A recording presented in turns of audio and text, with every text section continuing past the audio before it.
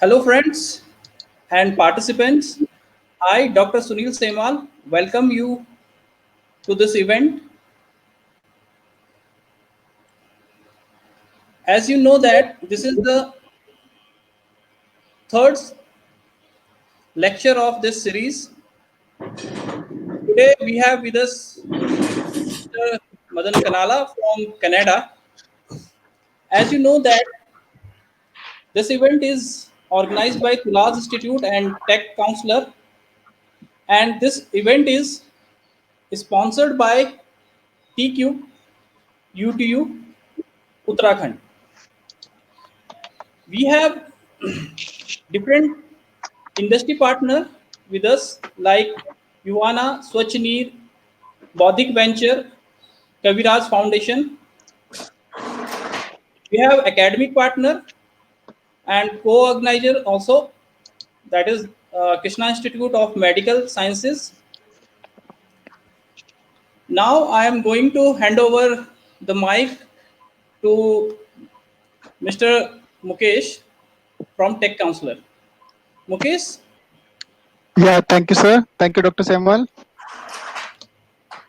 So, indeed, it's a great pleasure for me to join the program as a co-organizer and organizer for the event. And we are very much thankful to Tulaz Institute for organizing such a great event and for giving us this opportunity to collaborate as a organizer for it. Also, I would like to thanks to Krishna Institute of Medical Science, deemed to be University from Maharashtra, for giving me for becoming the co-organizer for the program. And then also I would like to thanks to Uttarakhand Technical University for sponsoring the program, and to my corporate partners, which include Swachhani, Ryobana Tech and Craft, Ramanujan Academy of Science and Technology, Bodhik Ventures, Kaviraj Foundation, and Triads. We are very much thankful to all our sponsors, organizers, and co-organizers, as well as to my whole team, which include again Dr. Samuel as a organizing secretary, Mr. Divaka and Ravi Kumar Patel from UPS, then Praveen Kumar Parag, and many other who have been supporting us. So, like this program, we are organizing under our initiative, a virtual network for Indians, and as well as for this digital incubation support for all. So, throughout the time period, we will have this program for the whole 1 month. From 20th June, we have started it on 20th June, and it will be happening till 15th of July. And we will have almost 15 of experts for the session, which include very prominent experts like Dr. Fabio Messi, who is the technical director for the IRIDRA company from Italy, as well as the vice president for wetland technology. Then we will also have Dr. Amit Mondal from Dubai, Dr. Raman Sharma, who is the senior scientist at CSI NIRI. We had Dr. Rajkumar Haldar yesterday, who is the CEO and co-founder for and the founder for Revenal Biomedical Office Private Limited. Also, we had Vinay Chaudhary on very first day. He is the assistant professor at UPS Dehradun. So very senior professor, which include Professor Manoj Panda, who is the professor at Govind Ballabh Pant Institute of Engineering and Technology at Pauri Garhwal, and to Dr. Sunil Semwal, who is HOD and professor at Department of Electrical Engineering, Tulaz Institute, Dehradun.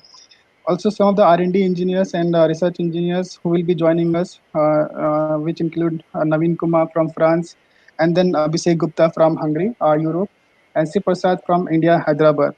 So these will be the engineering background people who will be with us. And then we also have Ajit Kumar Yadav, who is the researcher at NASA ISRO project, and also the founder for Ramanujan Academy of Science and Technology. And our corporate partner, Baudik Venture team, will be led by Saurabh Trivedi, and he'll again having a great session on IP and its value for the entrepreneurs. From Tech Counselor team, we will have Udavi Mittal, who will be leading the topic on hardware and its application for the IoT and embedded kind of domain. And then Ms. Sakshi Gupta from Graphicra University will also lead a topic on application of for the rainwater harvesting and all. Then Dr. Jayant Pawar from he's the research associate at Krishna Institute of Medical Science, will again take the session on agri-tech. And the concluding remark as well as the concluding session will be done by Ms. Renuta Pleyal, who is the co-founder and director for Tech Counselor, as well as the founding member for Kaviraj Foundation. Yesterday we had Vinay Chaudhary sir with us. He is the assistant professor at University of Petroleum Energy Studies. and he was our first expert who took the session on IoT and embedded in today's startup and tech-driven R&D ecosystem scenarios. And then we had Dr. Rajkumar Heldar, who is the CEO and founder for Revenal Biomedical OPC Private Limited, New Delhi. And today we will have Madan Kanala, who is the founder and CEO for SNOM Incorporation, based out at Ontario, Canada. He will be having the topic on digital enablement of workforce through IoT and technologies. So basically, SNOM company works on the enriching IoT solutions with innovative IoT products, and some of their products which include SNOM Beacon, and then like they have almost many kind of product for IoT-based solutions for monitoring and tracking of human, as well as for solutions where it is very tough to do that kind of thing through online through manual process. They are also supporting Canada government like with the snow marker and that kind of products. So I think like for that particular part, Madan will be like good to explain like how his company is making productive innovative product for this domain. As well as soon they'll be launching some of the product in Indian market also, which will be very helpful for academics as well as for education domain. And hopefully they will also have that kind of product which will certainly boost the R&D and like IoT domain in India, and like which will help you can say the smart home or like smart tech kind of domain for the Indian market. So I request Madan to start the session, and before that he just can have a brief introduction about his company and what they have been doing, and how the innovative products are solving the real time challenges in the Canada, and will be having application in Indian market also. So Madan, I would just like to hand over the session to you. Welcome.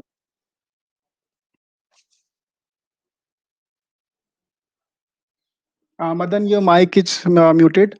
I think, can you Okay. unmute it? Yeah. Yeah. Thanks, Mukesh. Thanks, Dr. Shambal, and all the sponsors. Thanks for giving Snowem an opportunity to present at this venue. Um, yeah. So basically, as you can relate, I'm from India, so it's always great to see enthusiasm to create things and work on new technologies coming in India. Being an engineer, this is the kind of thing we used to envision when I was doing my engineering, basically. Yeah, I am glad that there are entities like tech counselors, Tulas, who are promoting this kind of R&D culture in India. This is the need of the hour for students, research scholars, and other experts who are into technology. This is the thing that needs to be done, basically. Cultivating innovation and cultivating entrepreneurship is the need of the hour for India in the wake of digitization happening. So yeah, so today what I want to, I'll go in brief over my company as we speak and as I present.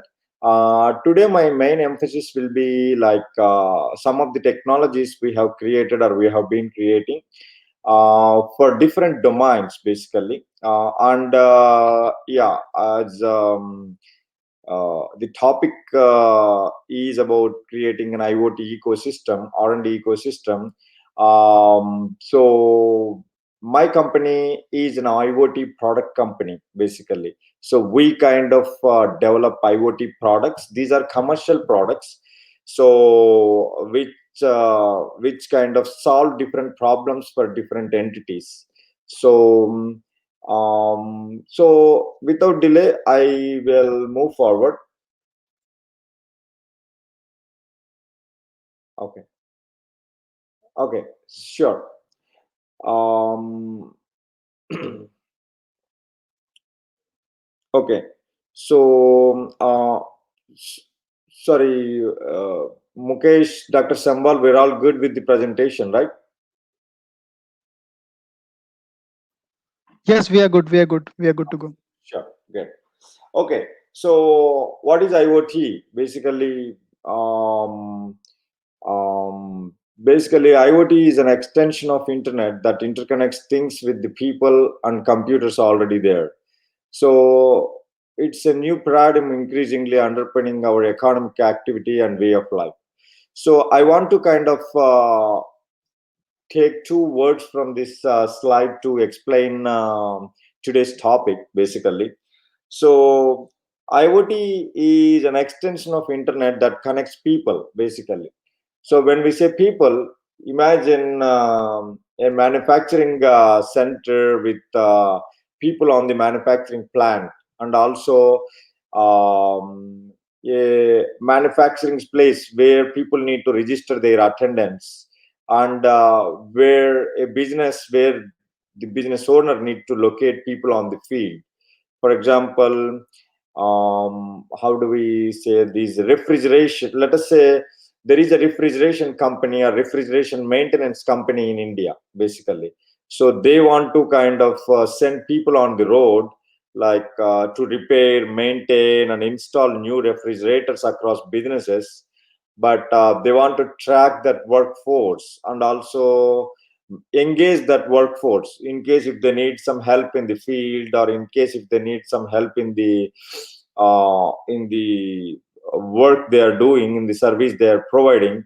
How do we do it over internet? Basically, you can do it via different things, like you can call them, you can kind of schedule a what you call video call, all these things. But one of the most effective ways that world is now kind of I would say experiencing is using IoT technologies to monitor, engage, and digitally enable such workforce, basically. Okay. um, so um, that is becoming the new way of life here in North America. And from by the way, I can see the India is marching towards digital enlightenment. I think it's not so future on the things I'm telling here, basically. Within 2 years, maybe this will become mainstream in India as well. So let me just introduce a bit about the company. So we kind of are a Canadian B2B IoT technology solutions company. So our product portfolio empowers businesses with connected intelligence.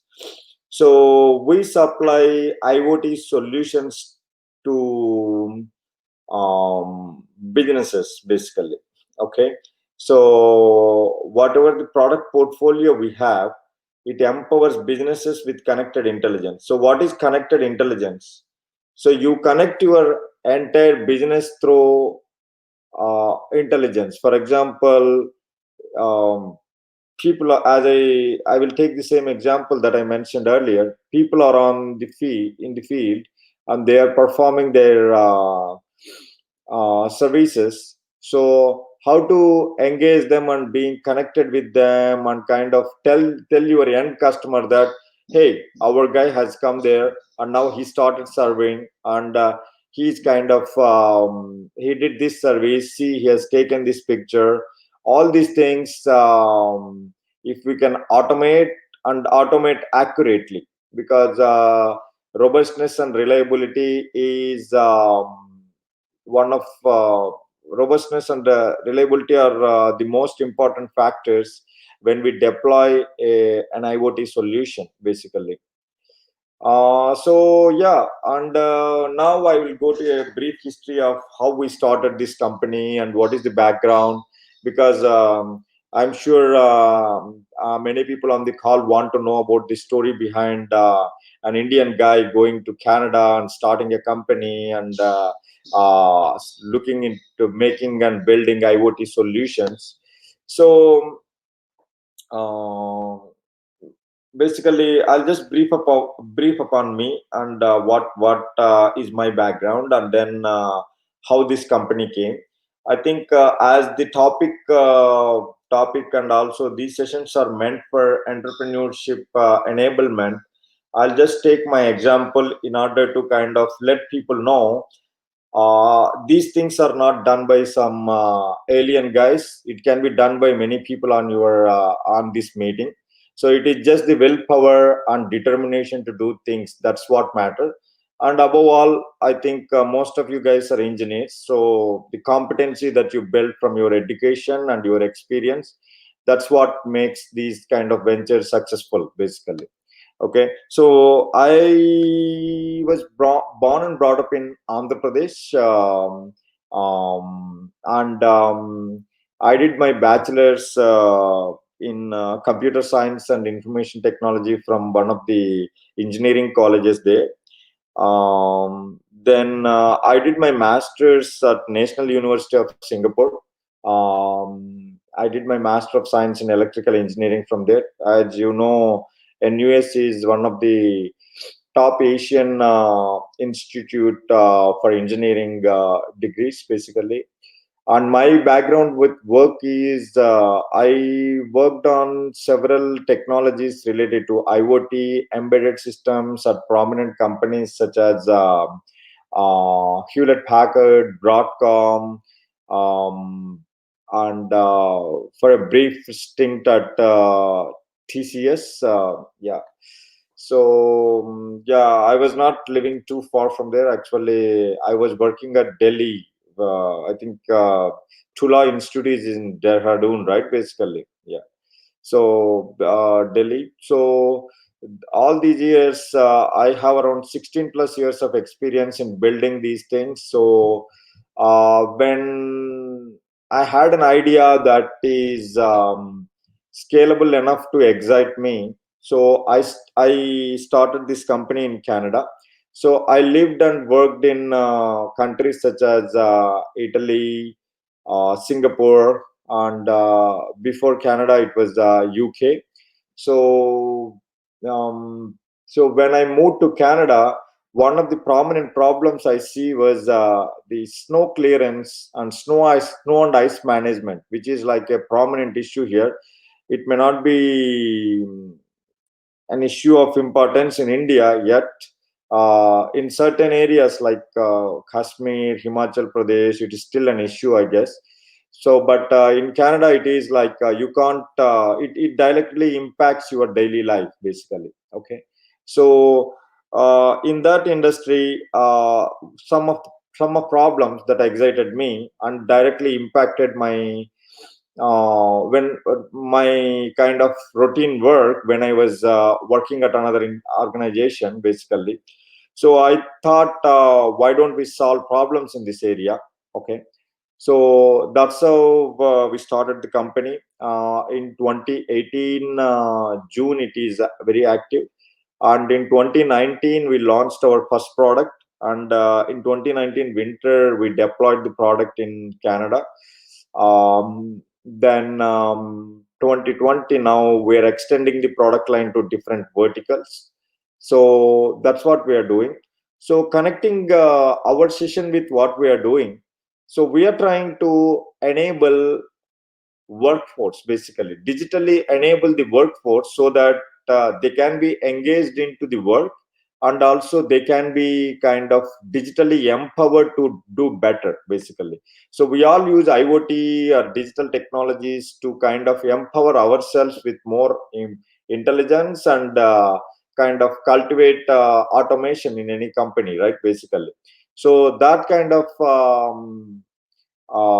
digital enablement will be achieved through to the workforce will be achieved through companies products that we make. Yeah, so these are the core team, technology team that works here, basically. So I define product architecture apart from being general manager. So it is the importance of a good company, or when you want to kind of change something, is to kind of have a good team with right skills, basically. Okay, so as many people on the call might kind of start thinking about entrepreneurship and their own ventures, you need to always understand what skills you have as a person and what skills you need to complement those skills and building a company, because a single guy cannot build a company and or a technology. Even in any company, in an established company anywhere in the world, a team works on it. So always I would emphasize on the need for a competent team and that team working together, basically. So at Snowem, we are fortunate to have people with diversified backgrounds and very experienced, with around 150 years of cumulative man years of experience in prominent companies across the world, basically. Okay, so now without going further, I will introduce what is the workforce management and what is this product about. So as you could see, while I am emphasizing the product, I am highlighting the advantages, basically, that can be catered to any kind of workforce. So this is an IoT technology that is empowering this workforce digitally. So this product, whatever it provides, so that is indirectly giving the target audience how these kind of IoT technologies will really help people. So we are taking this product as an example to demonstrate that usage, basically. Okay, so far I am okay to take any questions if you have any. Otherwise I'll just move forward in a minute.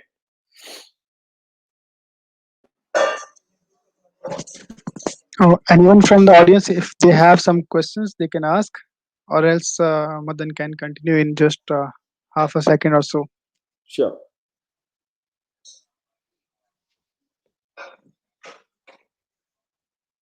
Okay, perfect. Sure. So, in order to kind of make the job easier, we're talking about IoT, right? So, if everyone can see my screen, basically, we built a tiny proximity sensor-based technology like this. You just can hold into your hands. Okay. So this is the Snowem marker IoT device. When we say sensor power, so these are the sensors we kind of deploy for this solution. So whatever I talk about, whatever I say about marker, checkpoints or service points, so this is the hardware device I'm talking about. So the hardware device is this is enclosed into an enclosure, right? So this is the PCB circuit inside, basically. As there are many students on the call, so I wanted to kind of really show these things. And this is powered by a coin cell battery, basically. Okay, so this is how it is. And so this is the technology we built and we packaged inside this device, basically.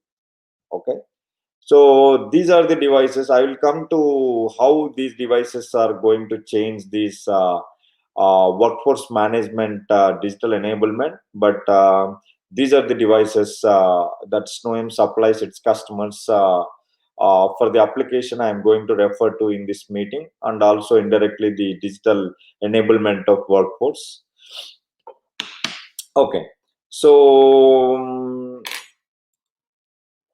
so what did we build, basically, is nowadays even in India, everywhere mobile is like a, what you call, it's like a necessity nowadays. You must have a mobile phone. And also with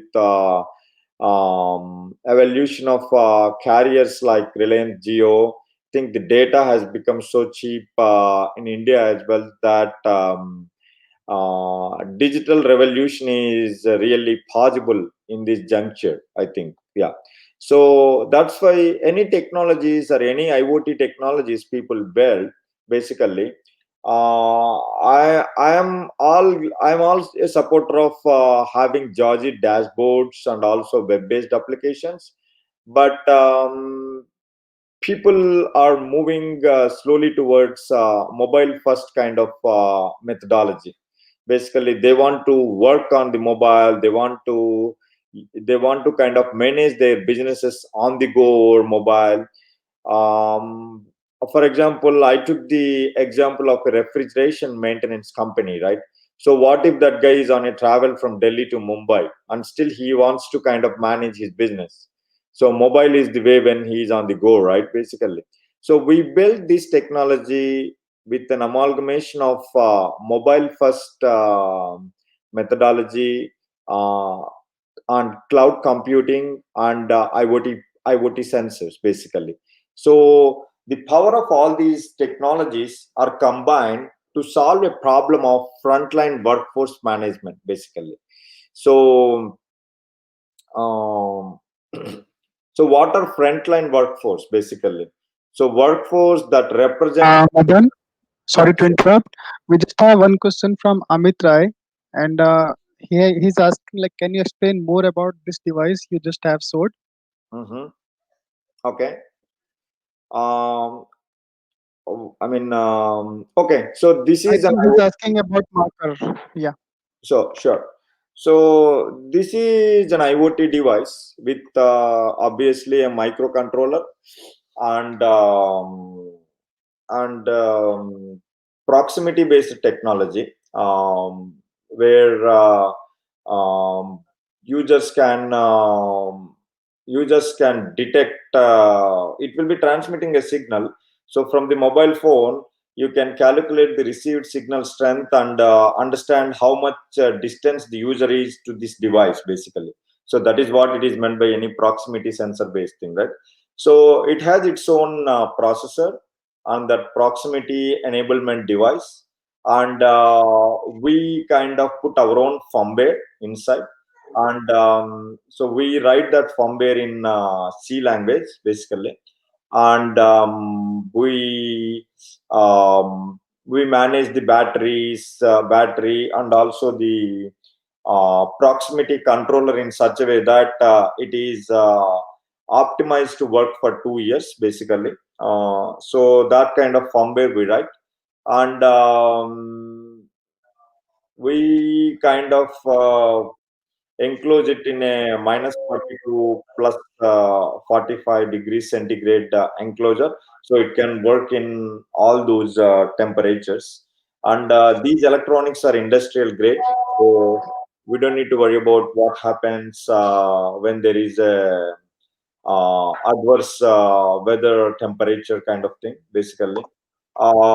So coming to, I'm not sure about the background of the guy who asked the question. So if the question is about engineering, so that's more or less like, so we kind of designed this and built this hardware and then prototyped it and then built the firmware inside. So in order to build the firmware inside, you need to take these proximity controllers reference boards. I think I was looking at one session from previous authors, previous kind of presenters, where they were showing like ESP8266 based boards, ESP32 based boards, right? So we also need to kind of buy similar boards but not ESP based, the kind of chips we use in these technologies, and take a development board, and our engineering team works on building that firmware, and then we kind of bring that firmware onto this device and ensure the end application is served well. Okay. Does that answer the question, or you want me to go anything deeper or more? Okay. So I assume that's an S. Okay. So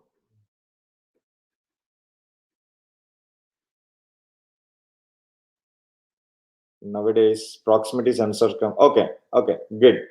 As I told you, Amit, so this is to detect proximity. So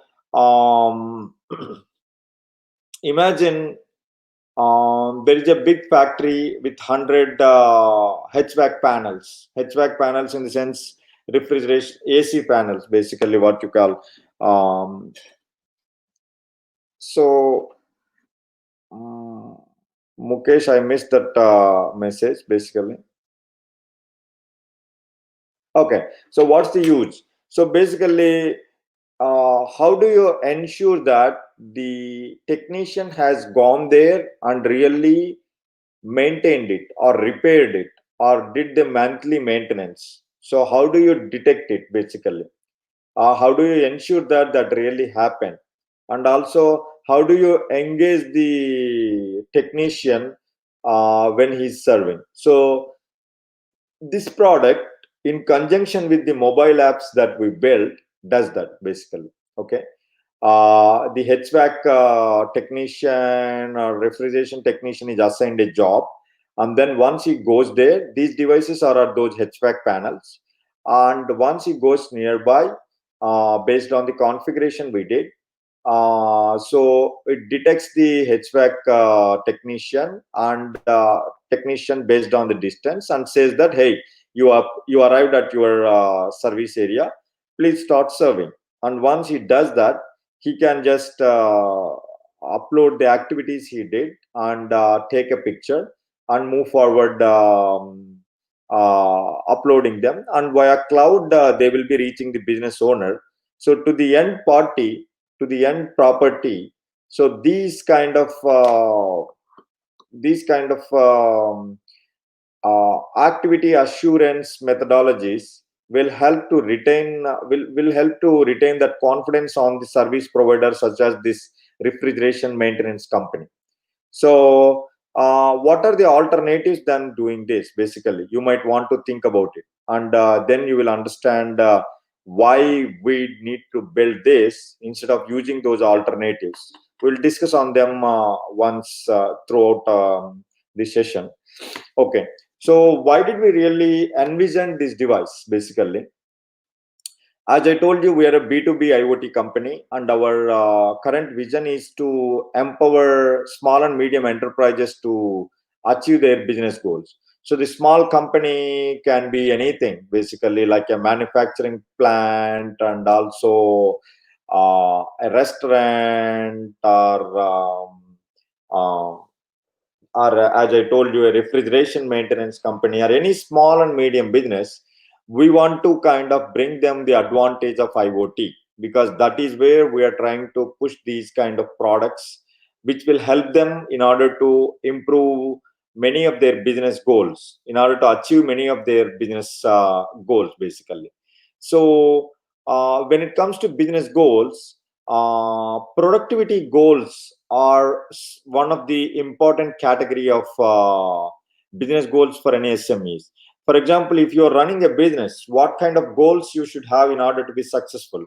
First, you need to make money, you need to be profitable, and all your business, it should be productive, and your workforce should be productive. Then you need to think about innovation. Then you need to think about being green and not harming any problem to environment. So it is like a pyramid of business goals that any organization needs to attain in order to be successful. That is like a day in and day out job of any organization, the B2B, business organization which is running a business, basically. So as I mentioned, in that kind of set of goals, uh, productivity goals are like utmost importance. If your workforce is not productive, then it is going to dampen your revenue and thereby profitability. So it directly impacts business, basically. So digital enablement of workforce really empowers all these small and medium enterprises, basically. Okay, so with the aim of bringing that advantage of digital enablement of workforce to small and medium enterprises, basically, we brought this technology to the forefront. And what is the link between this product and me saying about snow, all those things in the start of this call was, so this problem was prominently observed for snow and ice management industry, which is a prominent industry in North America.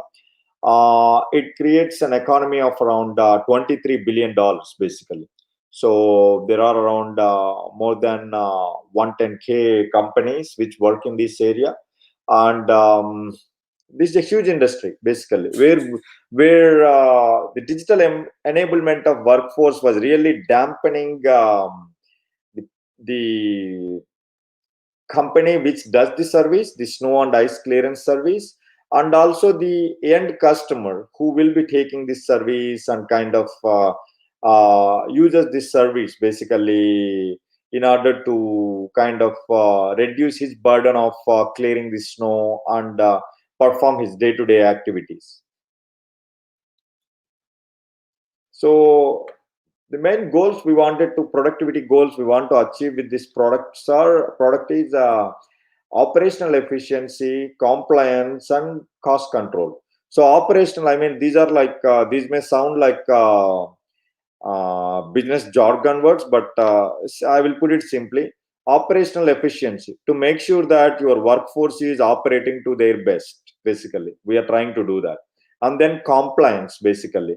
So you have gone into an agreement with your customer, or you need to abide by some of the government standards. We just ensure that the whole work is happening according to that. Okay, with this technology. And cost control. Cost control is, you need to understand the amount of money you need to spend to provide the service, basically is kind of optimized in order to kind of keep an eye on the profit that this business is going to generate. So all this can be achieved through digital enablement of workforce via IoT technologies. So the marker is one technology. I mean, there will be many number of technologies. I don't want to kind of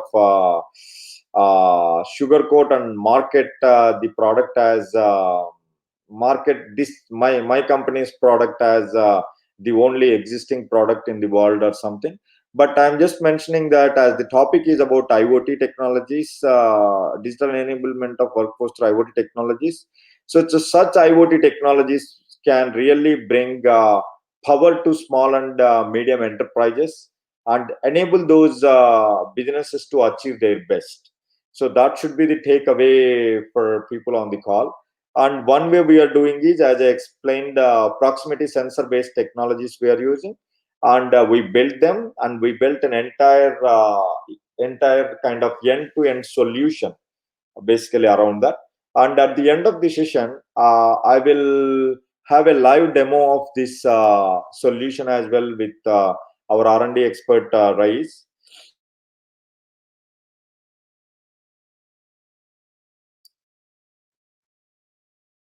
Okay. Sure, Madan. Okay, so this is how marker works basically. So SnowM marker hardware at different service points in the field.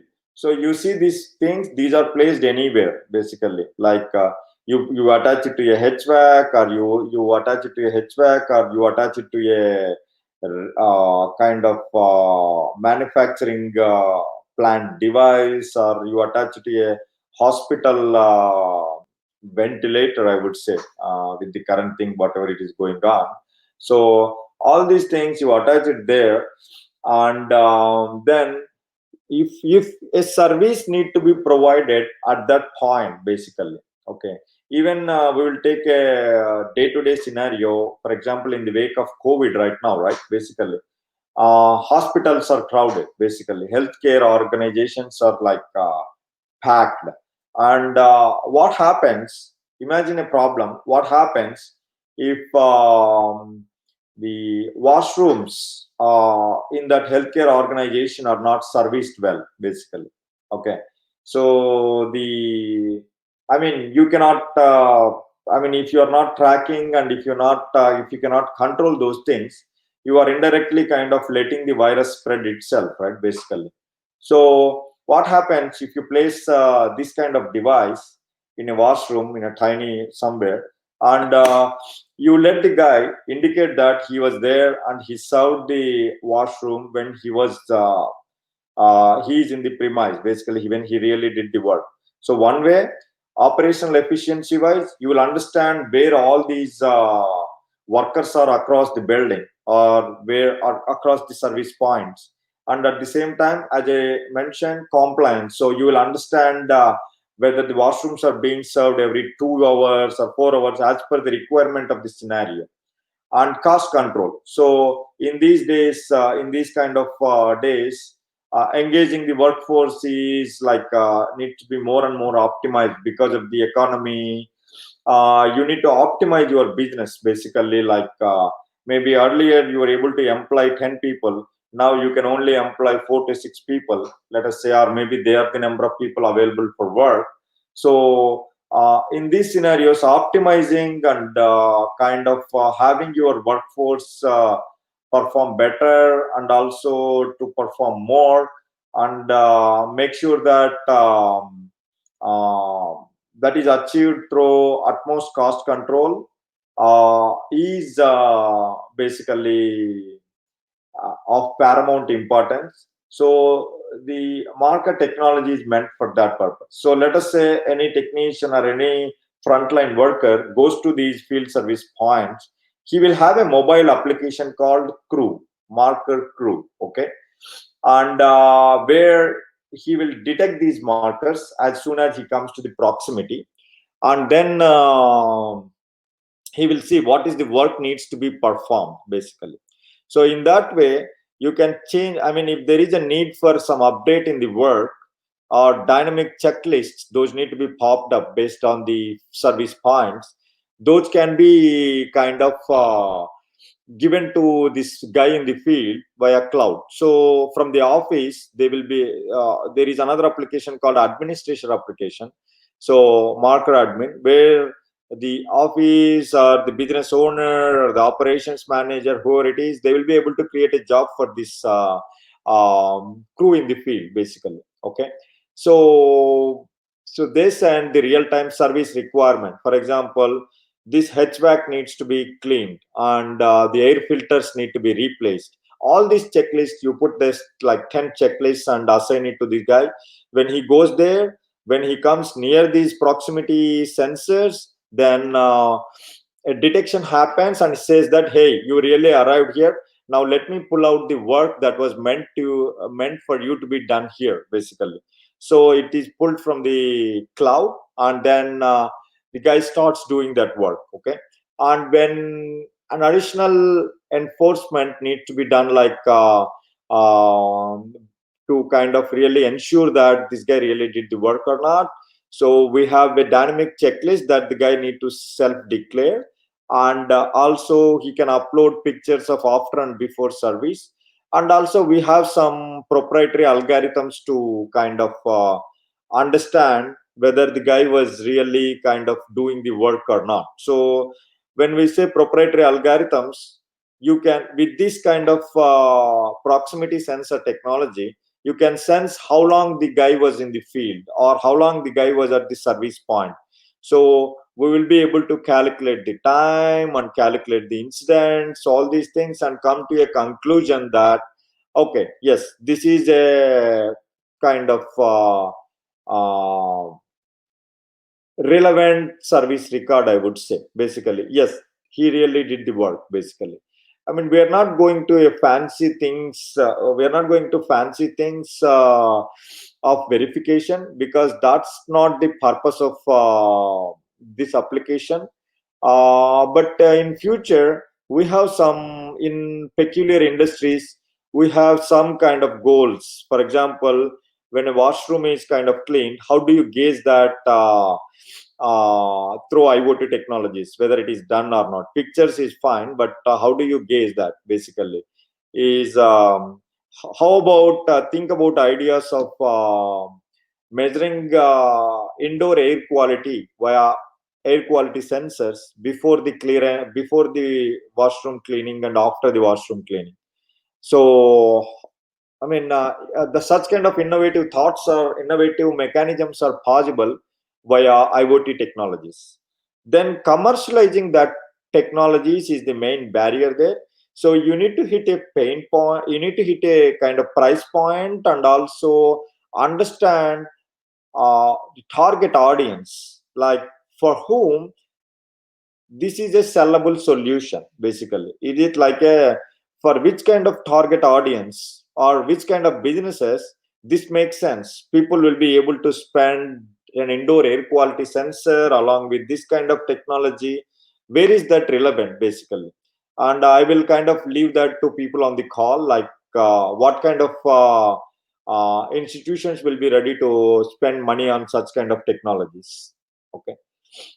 Now, so moving to a bit of technology side of this marker, so we kind of included IoT, machine learning, and AI into this. So basically, the small and medium enterprises, they can take better decisions, they can take better control of their businesses by incorporating these technologies. Earlier, it is all like paper and pen business, and there was no reach of these machine learnings and artificial intelligence to real small and medium enterprises to make a big difference in their daily lives. So, just imagine a scenario where you kind of schedule a route. For example, you are sending a guy, you are running a business of refrigeration maintenance, and you have 10 people as your employees, and you need to send one guy to maybe a destination or a service point that is like a 30 miles away, basically. Okay, so how do you optimize your cost, basically? So he needs to go there with minimal fuel, basically. He needs to go by a vehicle, of course. So how does he go, basically? So you need to tell him an optimized route. If you go like this, okay, this is good for your business. So that is one area where you optimize based on current weather, traffic patterns, all these things, and optimize the route and give it to him. That is a good machine learning problem to solve, right? Basically. So so that kind of things we have been incorporating into these platforms. And why AI? I mean, people nowadays, AI has become like I would say most abused word in startup community. So people just say that we will do something with AI, but you need to really understand what problem are you really solving with AI, and is it really relevant? Is it really relevant, and is it really something that can really help the customer rather than just get you funding, basically? So that every startup needs to kind of think through, basically. So we have identified areas where there was a real need for AI when we were dealing with these customers. Basically, we did our own uh, pilot customers when we built this product and we deployed it. There we saw.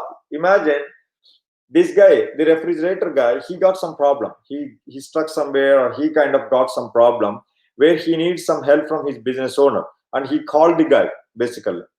He called the owner and he did not pick up. Owner was busy with something else, and he called his operational executive. He was busy somewhere else. So what should this guy do? Basically, he doesn't have expertise to take a decision in that scenario. So what should he do, basically? So how about, imagine you provide an artificial intelligence based chatbot that is available to him on his mobile app, and kind of guides him through his questions, his concerns, basically.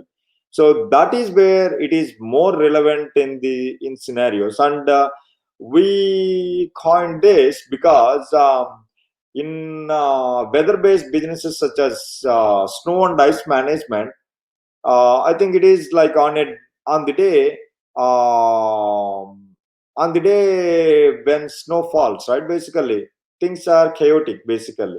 So everyone is on the road and they need to take calls, and no one has time to kind of sit down and respond to people, basically, especially the operations team, basically. So there, in such kind of businesses, if done properly, this will kind of differentiate that business from its competition. So adaptation of this kind of technology is not a big problem in such kind of businesses. So that's the kind of gist of the entire thing, basically.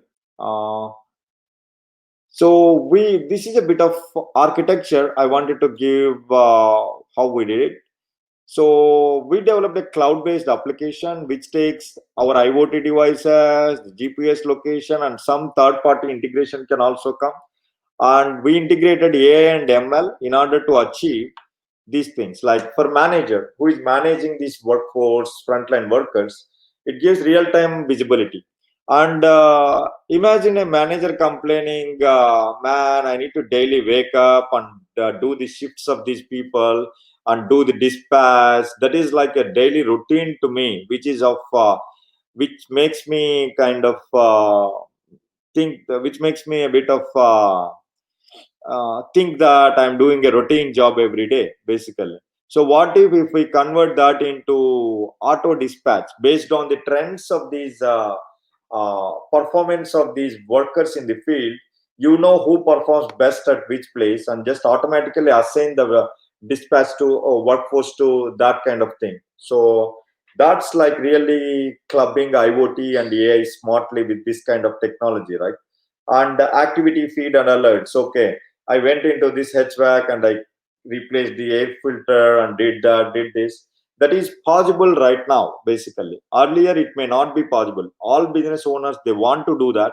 They want to have a visibility, but they don't have a mechanism. But with IoT, such kind of granular kind of visibility is possible, basically. And what if these reports are real time that you can submit to your customer? Let us say this guy went to a manufacturing plant for refrigeration maintenance, and by the time this guy is done with the maintenance job, a real time report is generated and emailed to end clients basically office. So imagine the amount of client satisfaction and credibility that brings to the small and medium business. This guy running the refrigeration maintenance business. So that's what we are trying to do, to incorporate a positive ecosystem into this small and medium enterprise and the workforce and the end customers who use these small and medium enterprises for their services. Okay, so these are some of the features we provide as part of this. And needless to say, this is an indoor based technology because the guys really, after going there, they don't get GPS basically, or even if they get, it may not be accurate. So indoors, even if you go to a location where there is no signal, there is no cellular signal, there is no cloud signal, data sending capability. So we provide the capability in such a way that it stores all those logs based on the proximity detection, and then dispatch them to cloud once the field service worker gets internet connectivity. Yeah, so we are a mobile first technology. Then our device is fully waterproof, and same device can be used for multiple businesses. And this device is completely designed and manufactured in Canada. So these are the kind of features that it is battery powered, and you don't need any kind of deployment. You attach a what you call cello type and just put it there, or 3M type and put it there, or just attach it in the most easier way, so that you don't need to drill nails or any enclosures into the wall. So as there is academia in this meeting as well, so I wanted to emphasize on the ML and AI stuff, because I think lots of research is happening in academia on that front. So we use machine learning to optimize the costs of field service management company without affecting the quality of delivery, basically. So you need to do this job in 1,000 rupees, but the quality should be same. Even quality should be the same even if your company has spent 1,500 rupees, basically. So how to do that? That is a good machine learning problem, right? Optimization of cost, basically. And the tuple can contain like the cost of service, travel, all these things. And that is a good problem we can solve, right? Basically. So this we kind of incorporated these kind of solutions into our cloud engine. And we use weather, traffic, and IoT data to rearrange worker schedules. For example, the guy was going in a direction where he's bound to struck in the rain and he will not reach the customer facility. So what if your machine learning algorithm reroutes him, saying that, hey, I think you will get stuck there, so come on, reverse your car and go to some other way, basically. So that kind of thing is possible.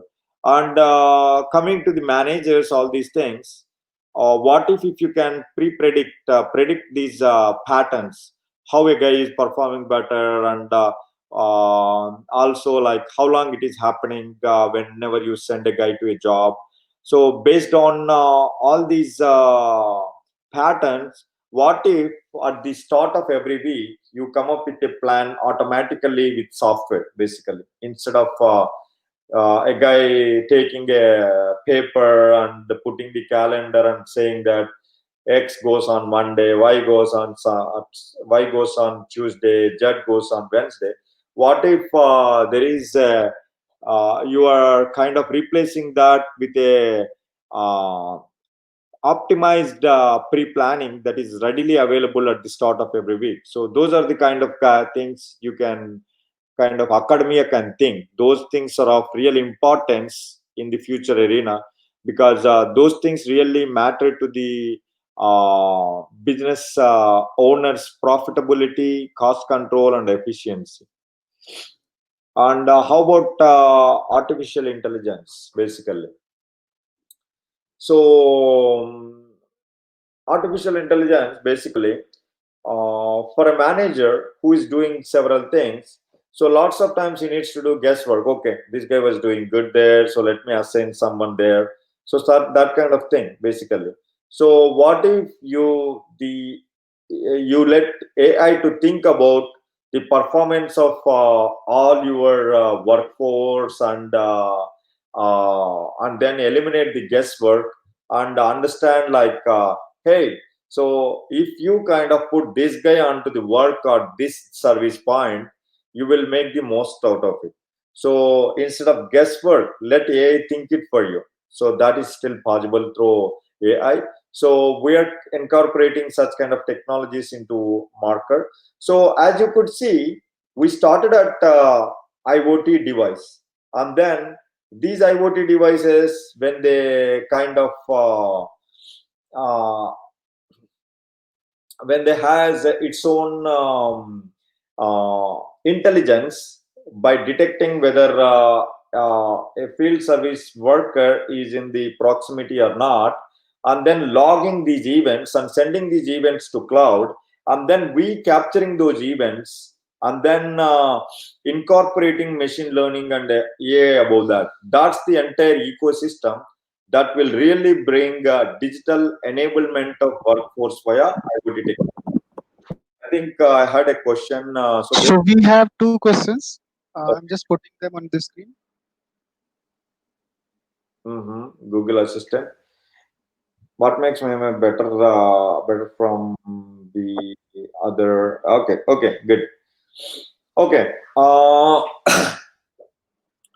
So first thing, is it like a Google Assistant, basically? Google Assistant, yeah, you can kind of say if Google Assistant really understands what is your business completely. Google Assistant is like a Siri or a context specific kind of program, right? Basically, what if you have a Google Assistant which understands what is your business is like, one, what is your budget, and what is your customer base, and what is your kind of workforce capabilities, and what is the need of the hour, and then context specifically gives a suggestion in similar to that, then it is Google Assistant like that, basically. But yeah, I like the analogy, basically. Yes, it is like a assistant for all the people in the field, with AI included, basically. And there was another question like, how is your proximity sensor different from sensor better from the other similar products? Okay, so how is it different is, see, other proximity sensors are meant for proximity sensing, just sensing the proximity sensing. So but we tailored this proximity sensor with our own proprietary firmware and our own proprietary technology in such a way that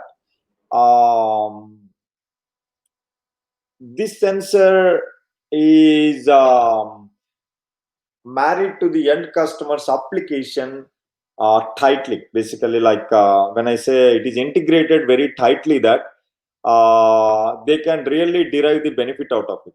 You can take a third party device and try to build upon it.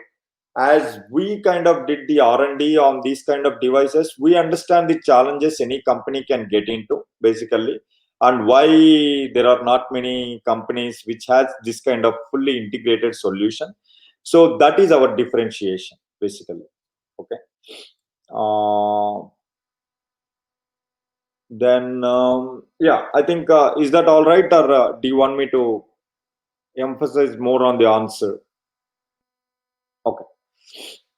Okay, perfect. So this is the scenario I wanted to mention. Like, I mean, this is a bit of different road. I mean, for even for me, being born and brought up in India, so I never kind of envisioned to live in a road that has full of snow like this. What you see on the picture, right? Basically, um, so we kind of deployed these proximity sensors at these each of these households. So last winter, we really tested this at a pilot, one of Patwa's largest snow contractor. So we deployed 274 snow markers, and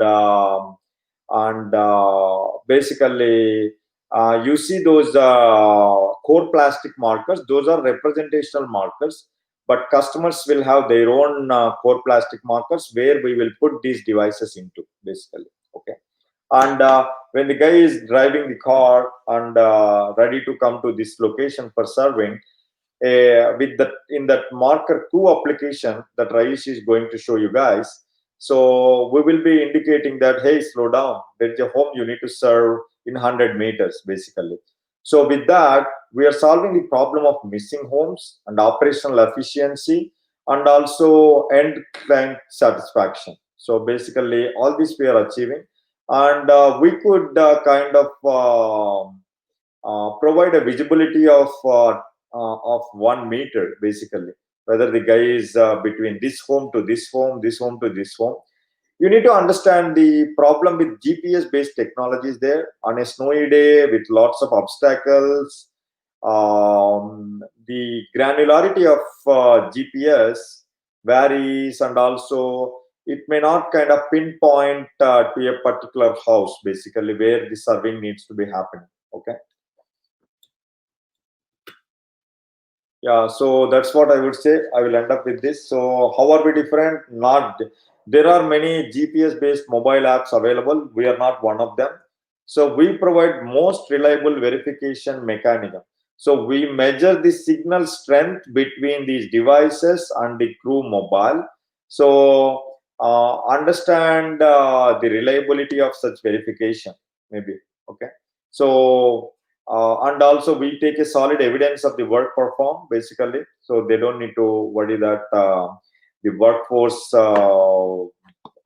did not do the work, or it's partial, these kind of things.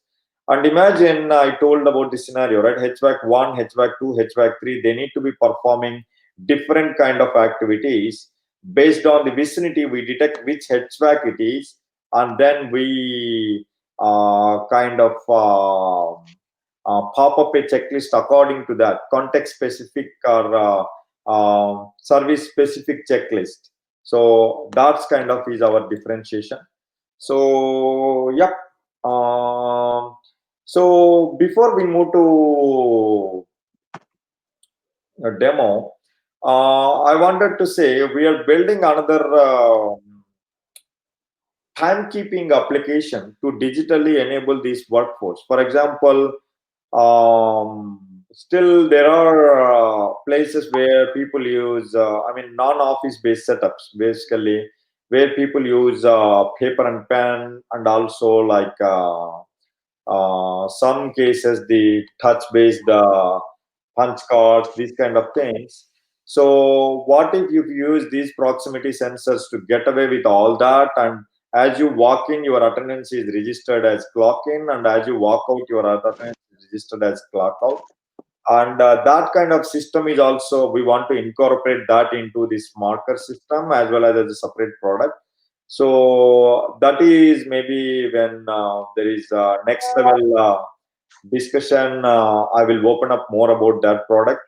But for now, we will, as the topic was about digital enablement of workforce through IoT technologies.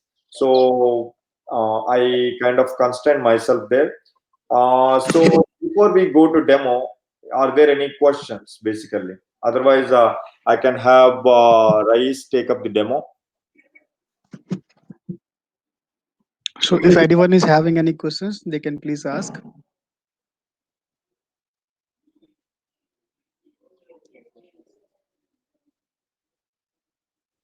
Okay. I think we can move for the demo. Yeah, sure, Rais. So, Rais, you can share your screen and maybe present the things. Basically, as I told, Rais has his own proximity sensors, and also he will showcase the marker admin and marker crew applications. How this entire thing that I mentioned theoretically, right? We have got one questions. Mhm.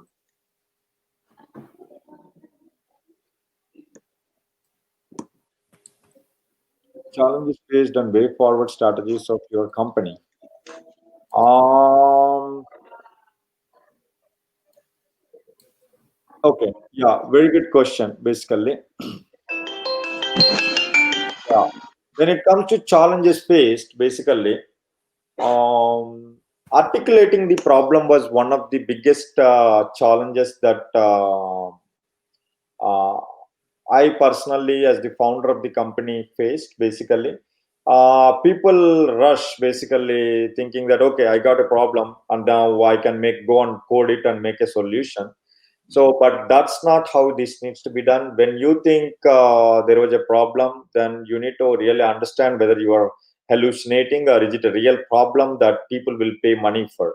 So, identifying that and articulating that for this problem that I really thought was a problem was one of the biggest challenge because I had to really ensure that.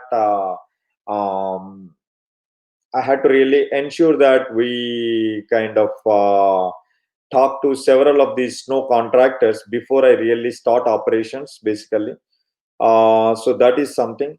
And way forward, we want to kind of take this technology into multiple other verticals. As you could see, we have done it for snow clearance, and right now we are using for several target verticals such as janitorial services, commercial property management, these kind of verticals. And We have one more question.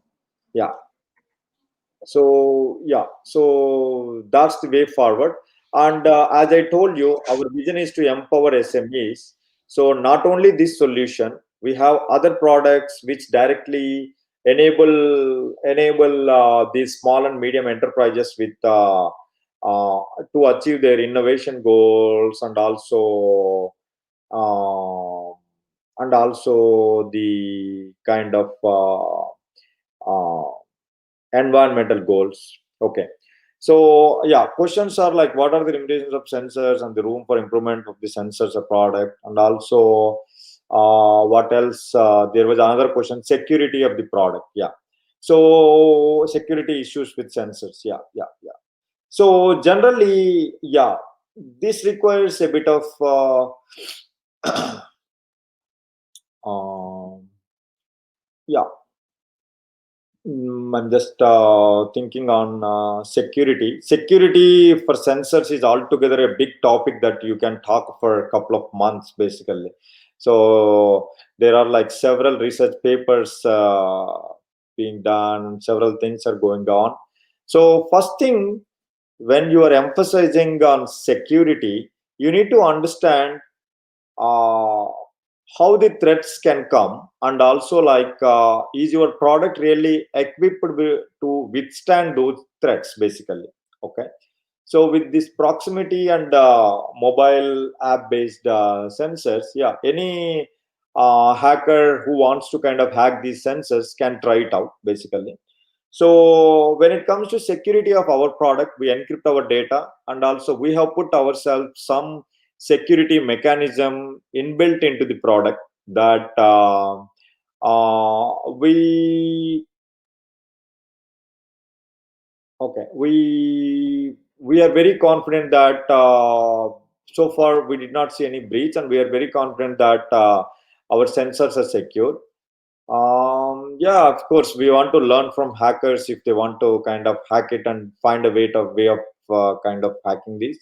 But right now, we incorporated data encryption and secured saving of private and public keys, that kind of mechanism, and made the product as robust and secured as possible. How many users can use it at a time? Like for a family, we need individual product or common for all. So as I mentioned, it is like the emphasis is on the point where you need to monitor the service basically. So if you want to monitor the service at one location, then I think or one point in your home, then one is enough. If you want to monitor at multiple points, then you need to use multiple of them. But when it comes to using, then using is always like only software, right? So you can deploy it uh, by, I mean, as many people as they want to download, they can download it, and also you need to get uh, you need to get the login from the administrator, so that that is still possible. The login is still active. Yeah, there's another question: with multi-billion IoT devices will be in the field, are there any standards for IoT devices? Yeah, good question. Yeah, I think how many users can? Okay, sure. So standards for IoT. Um, um, I would say I think there are. I think people are segregating standards on their based on their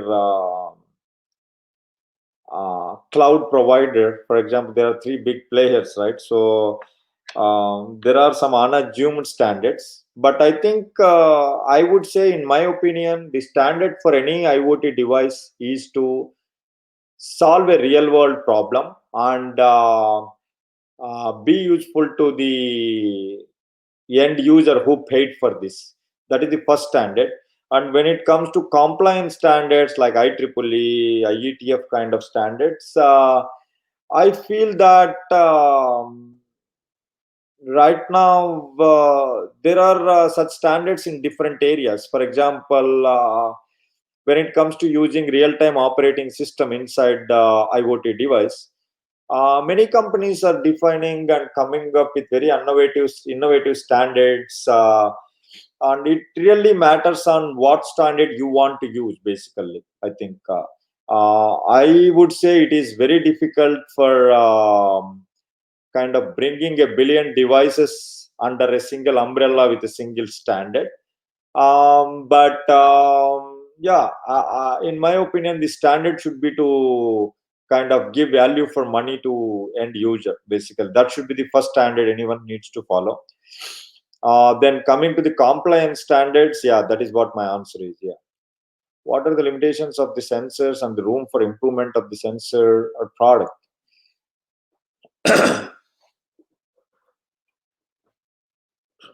Limitation of the sensor is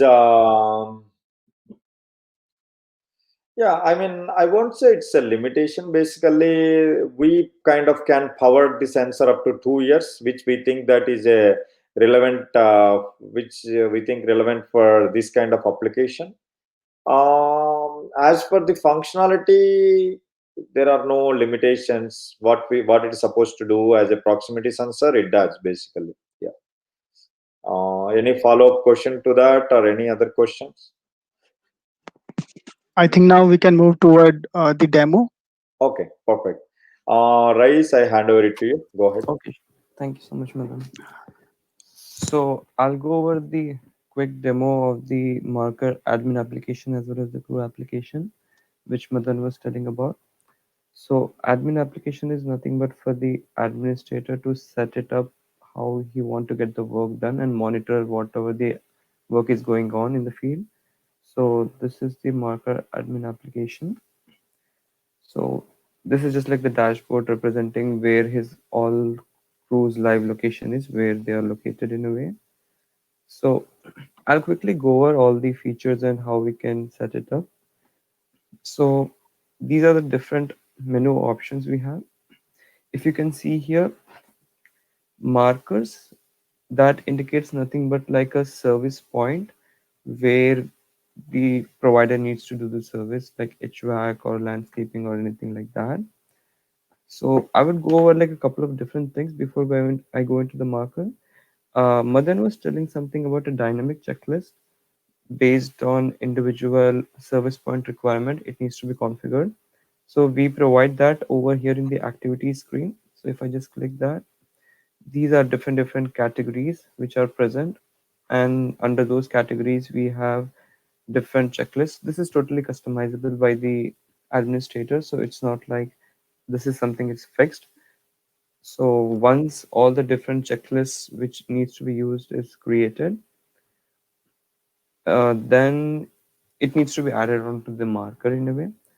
Properties is nothing but over here, it's like a, if it, let us say if it is in a shopping mall or something like that. So in order to tie it down all to one location, it's used in that way. It's simplifies the work of the administrator. So if I go into the marker screen, it shows the list of the already created markers for the administrator. And if I go into the add marker, there are different options here. We can, if we want, we can upload a picture for that, and then the marker name, whatever we want to provide the name for that. And if you can see here, these two tabs, this is detection distance and this is serving distance. So these are nothing but to ensure whether the service provider has come up to this particular range or distance from the service point. So we can keep detection distance as maybe like 10 or 15 meters, and which indicates that the crew, to the crew, that there is a service point nearby. And serving distance is nothing but, if we keep it like maybe a couple of meters or 5 meters, so within that region he will be able to do the work assigned to him, like, or finish the marker. So in a way we are enabling the administrator to know whether the service provider has been within that range, a couple of meters or something like that. Because here, to monitor the service being done by the service provider is of most importance, because they cannot ensure if they have come to the property or they have not, in a way. And if you can see here at the bottom, the activity category, this is nothing but the checklist which has been created by the administrator himself. So this could be configured individually to each different service point depending on the requirements. So maybe at one service point there could be a need for HVAC, and these are the checklists which can be selected from. And at the other service point, it could be requirement for another thing. So based on the requirement, we can configure that. So I'll I'll create a job and just go with the crew application as well. So before that, if you can see crew here, crew is nothing but the service provider. So we just feed in the information of whoever is doing the work in a way. So we just provide their information into our application. So it'll just, the crew will be notified whenever they are assigned any job. And also apart from that, there is also option for reports depending on the requirement, like whether they want to get the report based on the service provider. So they can select the crew name, whoever they want to get report from, during what timeline. And also it could also be done by based on service point as well. So it's totally customizable by the administrator depending on how his needs are. He can configure it to get the reports too. So I'll quickly generate a job. So I just need to go into the job section. These are the just data of the previous jobs which were done. If I just click on create job, it will show me the crew members who are currently there in the administrator, and it will also show like assigned jobs, active jobs under the crew, which indicates whether they are available or if they are already occupied in some other work. So once we selected the crew, we'll just select the property at which the work needs to be done, and then it will show up the service points associated to this property only. So we just need to select, let us say I'll select all the three as an example, and I'll just create a job. And if you can see in the administrator, it shows that a job has been created at 8:51 the local time here. So I'll go over the crew application once, and the job created in the administrator can be monitored live. If the crew did any service, if he did any work at service point, if he upload any images, if he do any incident reportings, it could be all monitored in the administrator application as well. So I'll just start the job here in the crew application. So the crew just needs to log in. So whenever there's a job assigned to him, it'll just show up to him over here. So once I start the job, it will show initially as not in range if you have seen that. So that indicates nothing but basically that he's not anywhere near the service point, and if he is within the range to get detected, like it, if you can see here, there's an yellow screen coming up showing that there is a bit, the service point is nearby, but there's still a little bit of distance left. So once the crew comes into the serving distance range within a couple of meters, then he can start serving that service point. So if I start, let us say the store one HVAC marker, it will initially show him the task which needs to be done. So there could be some scenarios where the work needs to be done by them, let us say in landscaping or snow clearance, where it could take quite some time, maybe 30 minutes or an hour. So in order for that, we just show them what tasks need to be done instead of just enabling them the option to finish it in a way. So once these tasks are done, the crew will just click on finish serving, and it will ask again like, did you do these uh, checklists and activities whichever been assigned to you by the administrator? So he'll just select those checklists and finish job, and due to any for circumstances, if there's any issues which he was not able to do it due to that, he can just report it over here in this scenario, like if there's any incident or anything like that. So I'll just go over, let us say, on the admin side to see if uh, these activities being reported over there. So basically, similar way, all the service points need to be done by the crew. So it's just simple, like it will be out of range, and whenever he's nearby to that marker product, then it'll be in the range, and he can start doing the work. So this is the, what do you say, admin application. I came back to the admin app. So if you can see here, I did one marker, so it is now showing as 33% completed. If I just click on that, it will show like I'm currently working on one, and this, the last one is completed. And also if you can see here at the bottom, there are like, if there's any incident reported by the crew, he can be notified right over here.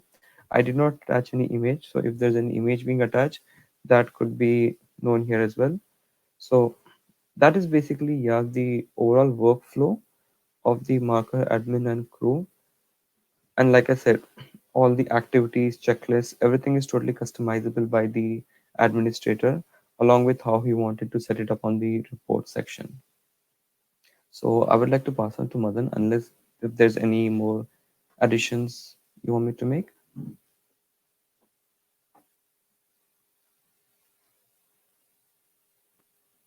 Madan, your mic is muted. Yeah, thanks for the demo, Rais. Yeah, I think that's good demo. Yeah. So yeah, we have I think around 4 minutes. We will be ready to take any questions or anything, any comments uh, that the audience can have.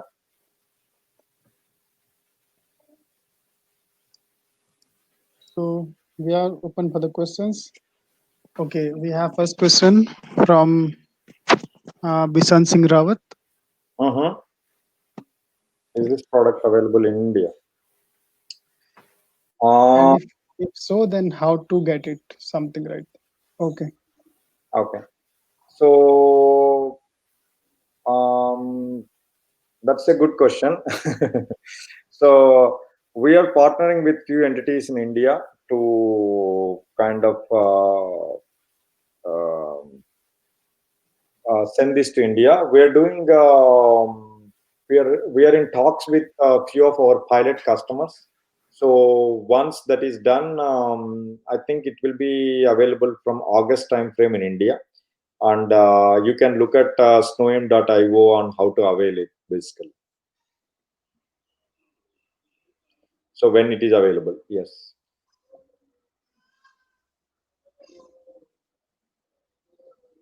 And you can always contact on Facebook pages, LinkedIn, all these things of Snowem, and you will get a response on how you can get it, all these things.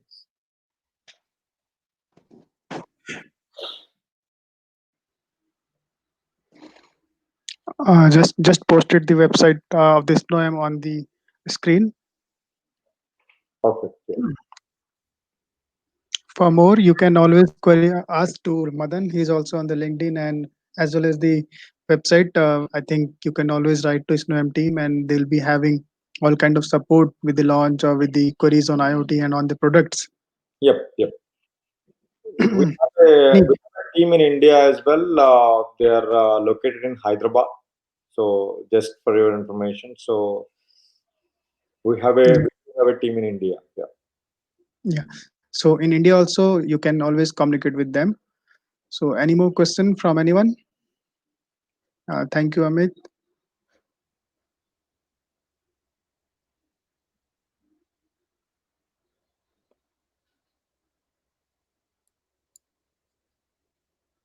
Okay. So if there are any questions, we'll have like 1 or 2 more minutes, and then we will briefly conclude the session. I think I'll just add Dr. Samuel also on the stream, and then to raise.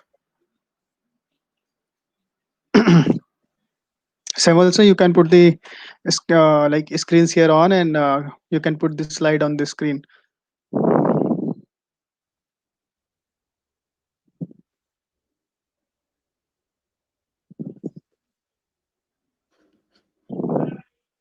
Samuel, also you over there?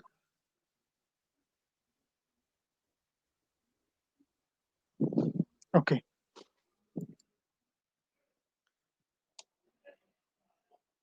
So we are very much thankful to Madan and his team, Rais, for taking up the questions as well as for taking this wonderful session. Okay, we have got one question like, what is the minimum distance where the sensor and mobile app can be communicated? Madan, can you take this question?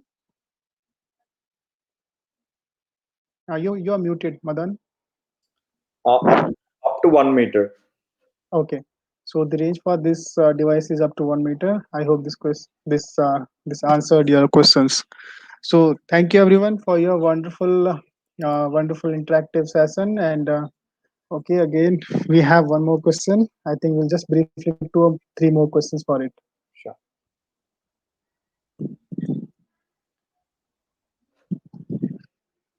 So it's on the screen. Narinder Uh, Singh Thakur have asked some question, please.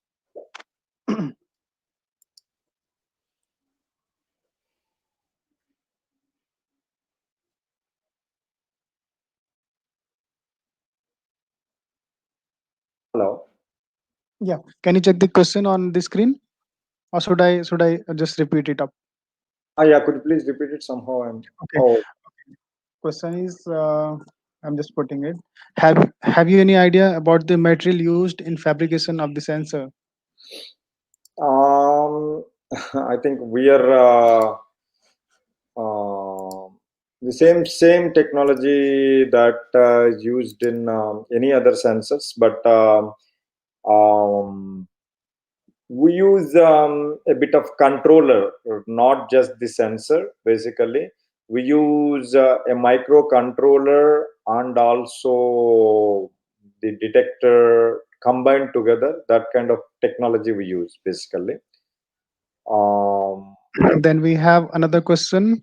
can consumer change the mode according to their need, or there is only like company chosen mode? I think he's asking more toward customization of the product and requirement. Yeah, we provide a certain level of customization, basically like what features he can have, and most of the times we provide as much flexibility as possible. Yeah.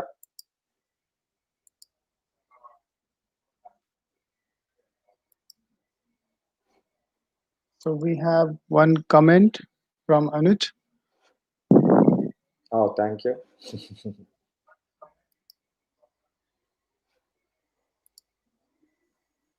Okay. So I think we have answered all the queries, and now we can briefly end up the session with thank you to the Madan and to the team Rais, and I think it was really a wonderful session to like up to a certain level with the demo and like with the interactive way on how IoT can actually sort out the real time challenges. And we hope to have your product soon in the India as well as, and hopefully that we'll have real kind of demo in the India. And we my whole team as well as Tulas and all organizers wishes you for the launch of these products. And uh, tomorrow we will have Saurav Trivedi with us. Samuel sir, you are there? Yeah. So just briefly, I'll remove it. Yeah. So tomorrow we are going to have Saurav Trivedi with us. He's the founder and director for Baudik Ventures Private Limited, and he'll be taking care for the IP, and he'll be taking session on IPR assets for the startup and relevance of IPR in the startup ecosystem, as well as his team will also be supporting with the trademark support to the 5 startups and with the 10 for the IP health check at a sponsorship amount from the Tech Counselor team. So basically, you guys don't have to pay any fees, like any professional fees, and then you guys can have this support. Before we end, if there is any question, I'll just check it briefly, and if we have, then I'll just put those to Madan, or else I'll just put the final word. Okay. So it was like a really informative session, Madan. Thank you so much for your valuable time. It's, I think, early in the morning from your end, right? Yeah, even to 9. Yeah. So thank you so much, and thank you for giving your valuable time to the whole team. Thank you so much. Yeah, thanks, my pleasure. Thank you.